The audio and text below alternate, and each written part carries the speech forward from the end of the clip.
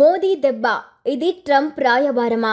America విషయంలో ఏదైతే అది అయిందని నిర్ణయానికొచ్చింది భారత్. ఇప్పటి వరకు అమెరికాతో సంబంధాలపై ఆచితూచి అడుగులేసిన భారత్ ఇప్పుడు ఒక అడుగు ముందుకేసి రష్యాతో వాణిజ్య ఒప్పందానికి ఓకే చెప్పింది. గత కొంతకాలంగా ట్రంప్ విధించే సుంకాలపై సహనంగా ఉన్న భారత్ అమెరికా ఆయుధాల కొనుగోలుకు తాత్కాలికంగా ఫుల్ స్టాప్ పెట్టింది. రోజు భయపడుతూ కూర్చుంటే ట్రంప్ ఏదొక నిర్ణయంతో ఇరకాటంలో పెడుతూనే ఉంటారనే నిర్ణయానికి ముగింపు పలకాలనే ఉద్దేశంతో భారత్ ఎట్టకలకు స్పందించింది. ఎంత సుంకాన్ని అయినా భరిస్తామని, అయితే రష్యాతో వాణిజ్య ఒప్పందం విషయంలో రాజీ పడేదే లేదని సంకేతాలు పంపింది.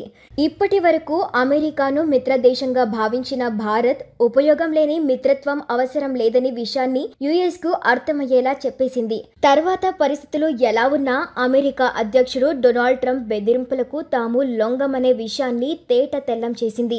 అమెరికా భారత్ల మిత్రత్వం దాదాపు చెడిందనే సంకేతాల నడుమ ఇజ్రాయెల్ రంగంలోకి దిగింది. ఇజ్రాయెల్ ప్రధాని నెతన్యాహు భారత పర్యటనకు రాబోతున్నట్లు తెలుస్తోంది. భారత పర్యటనలో నెతన్యాహు మోదీని కలిసి ఓ సలహా ఇవ్వనున్నారనే వార్తలు కూడా చక్కర్లు కొడుతూ ఉన్నాయి. మరి ఆ సలహా ఏమిటనేది పక్కన పెడితే డొనాల్డ్ ట్రంప్ కు అత్యంత సన్నిహితుడైన నెతన్యాహు భారత్ కు ఎందుకు రానున్నారని చర్చ నడుస్తోంది.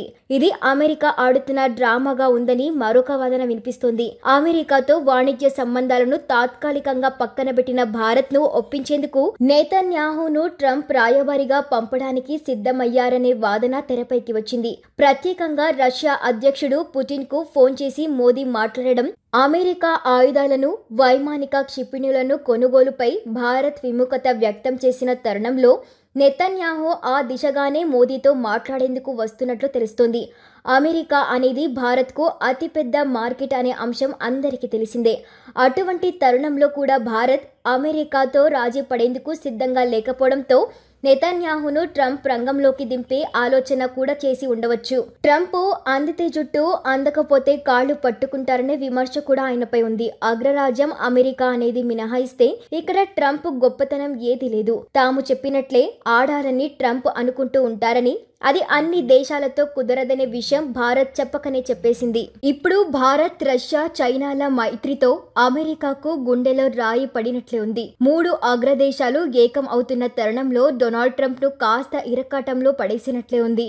ఎప్పుడూ భారత్కు వ్యతిరేకంగా ఉండే చైనా కూడా ఇప్పుడు ట్రంప్ బెదిరింపులను తట్టుకోలేకపోయింది. మన మంచిని కోరలేని శత్రువుకు అంగుళం చోటిస్తే మొత్తం ఆక్రమిస్తారంటూ ట్రంప్ వైఖరిని తీవ్రంగా తప్పుపట్టింది. ఈ అన్ని అంశాలను బేరీజు వేసుకున్న ట్రంప్ నెతన్యాహును అనధికార రాయబారిగా పంపుతున్నారా అనేది ఇప్పుడు చర్చకు దారితీసింది. ఒకవేళ నెతన్యాహు భారత పర్యటనకు వస్తే మాత్రం ఖచ్చితంగా అమెరికాతో భారత సంబంధాలపై మాట్లాడి రాజీ కుదుర్చే అవకాశాల్ని కూడా కొట్టి పారేయలేము. భారత్, అమెరికాల బంధం చాలా బలంగా ఉందని స్వయంగా నెతన్యాహు చెప్పిన తరుణంలో ఆ దిశగానే పావులు కదిపే అవకాశం కూడా ఉంది.